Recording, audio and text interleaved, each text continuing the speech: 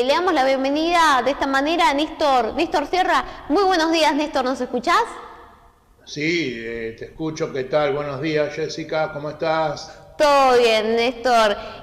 Bueno, qué día, ¿no? Para hablar del tema económico, ¿no? Primero, ante Sí, todo, Néstor, quería saber qué pensás de lo que fue el anuncio que hizo el presidente hace unos días para, bueno, supuestamente anunciar medidas contra la inflación, después de esta frase, bueno, tan criticada, ¿no? Esta guerra contra la inflación que pronunció y que sí. tanto fue criticado por esto. ¿Qué opinas de lo que fue este anuncio, este discurso que hizo a través de televisión? Mirá, yo lo critico menos por la frase en sí, que es un poco desafortunada, porque quizá no sé si pensó en el conflicto tan trágico como toda la guerra entre Ucrania y Rusia. Él por ahí lo dijo. Digo, yo pienso que lo habrá dicho con la intención de que íbamos a hacer una guerra a la inflación, pero eso no lo critico tanto, aunque sí lo hizo como una comparación con el conflicto entre Ucrania y Rusia. La verdad fue desafortunado, pero lo que más nos afecta a nosotros son las medidas, o no nos afecta las medidas que tomó, pero no por los supuestos efectos benéficos de la medida que tomó. En primer lugar, él el martes de la semana pasada dijo que el viernes iba a empezar la guerra contra la inflación. Sí. 3 días antes, entonces, ¿qué pasó? Los comerciantes y los proveedores dijeron, bueno, entonces se viene un nuevo congelamiento, entonces aprovecho y meto los precios. O sea, fue contraproducente. Además, como decimos siempre, no tiene este gobierno credibilidad. Por lo tanto, por ejemplo, que entre el día que el presidente anunció que iba a hacer el anuncio, esos 3 días que me dieron el viernes de la semana pasada, por Facebook y la gente poner un montón de memes diciendo, empezó la guerra, fui al supermercado y me empezaron a los cosas así. Empezaron a burlarse de la gente, oponiendo a Olmedo y Porcela haciendo de Rambito y Rambón. Acá están los soldados luchando contra el... O sea, la gente empezó a burlarse. Eso porque no tiene credibilidad la palabra del presidente. Y no hay el gobierno en sí no es creíble. Entonces, cualquier medida que tome el gobierno no va a ser creíble, y eso ninguna política económica se puede llevar a cabo si no es creíble. Además, estas medidas son medidas sueltas que vuelven a repetir, no sirven para nada. Precios, cuidado, le llamarán distinto, pero va a hacer los precios concertados, como vos lo dijiste, concertó, llamó a una reunión entre empresarios del Sí. sector comestibles y demás.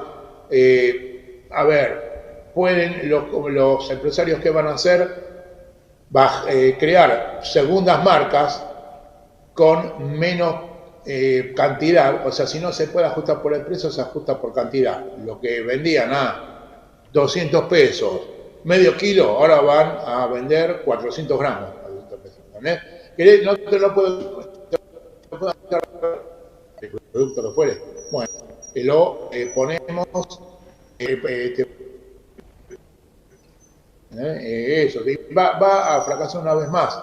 Lo digo lamentablemente, porque ya se sabe, van a fracasar. Vuelven a insistir con lo mismo. Además, la baja de las retenciones, perdón, la suba de las retenciones del 31 al 34% para el aceite, creo que también. Sí. Yo tenía por aquí, no quiero, a ver, las retenciones son para la harina y el aceite de soja, subieron del 31 al 33%. A ver, en un momento en que por el conflicto entre Ucrania y Rusia, Ucrania, que es uno de los mayores vendedores, no el mayor, pero uno de los vendedores mayores de trigo, exportadores de trigo, Argentina, más que Ucrania, y por lo tanto, como Ucrania no, por el conflicto no está exportando, subieron muchísimo los precios de los commodities. Es la oportunidad de la Argentina de vender a precio mucho más elevado, como que está sucediendo. Y el gobierno podría recaudar mucho más, bajando las retenciones. ¿Y qué hace? Sube las retenciones, con la idea equivocada de que así van a exportar menos, para así hay más harina de trigo para el consumo interno.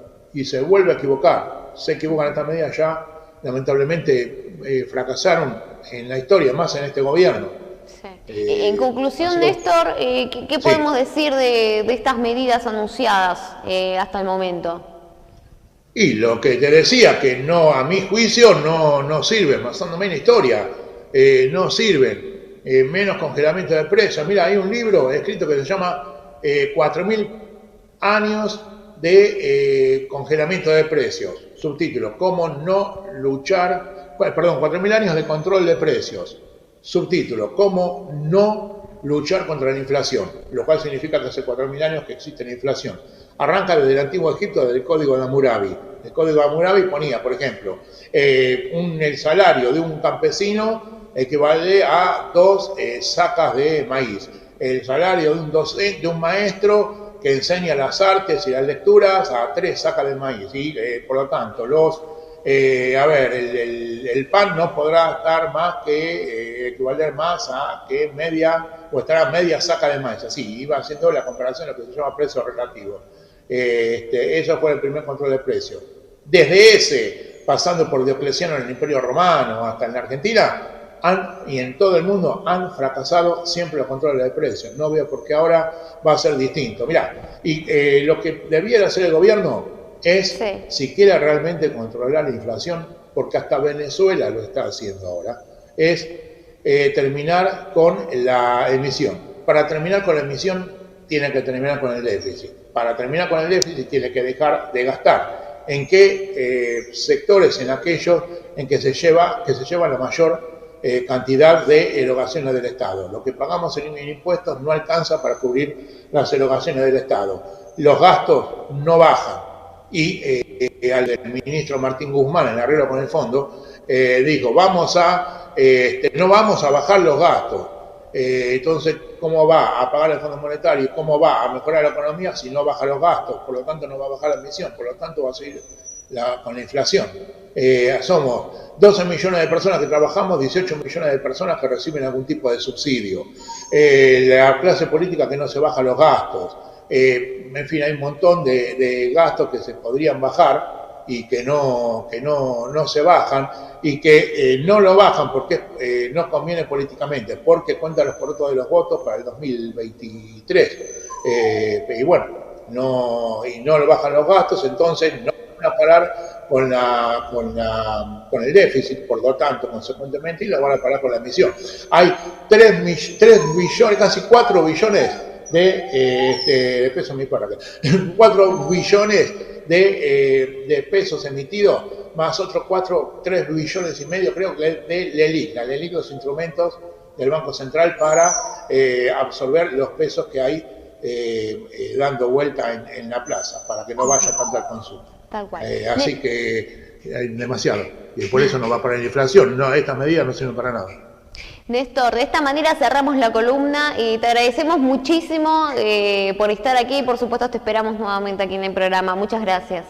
Muchas gracias a vos, que tengan buena semana, Jessy. Buena semana también.